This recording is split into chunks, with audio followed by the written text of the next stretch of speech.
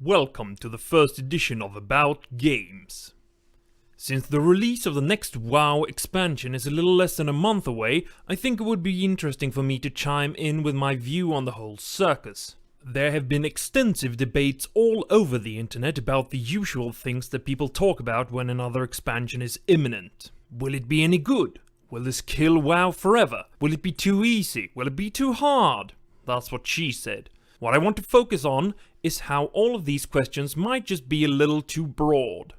For me, I can't actually say that any one expansion, or indeed the original version of the game, most commonly referred to as vanilla, has made the game better or worse overall.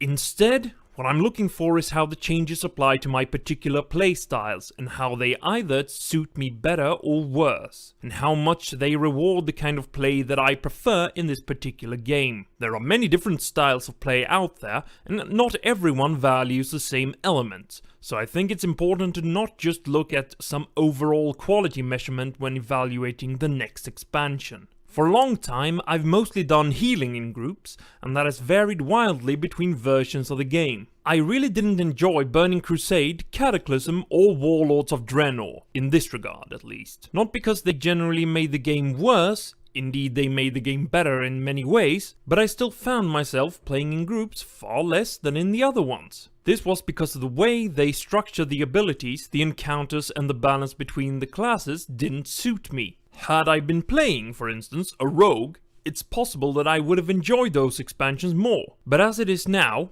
if someone asks me my opinion of Warlords of Draenor, I feel compelled to mention that the whole healing aspect wasn't fun for me, unlike in, for instance, Mists of Pandaria, and that this ruined a big part of the experience. It didn't make the graphics, controls, or story any worse, but it did spoil my enjoyment of the game. And I get it, this isn't easy to balance for the developer. There are 2 factions and 11 different classes. They all need to be balanced for player versus player, small group content, big group content, solo content. All of those have different requirements from the classes.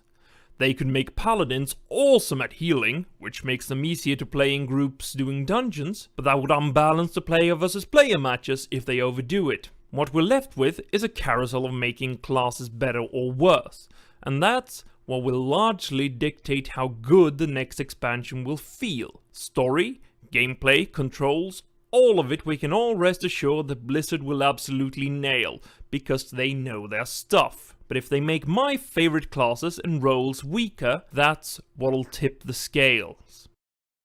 Good night.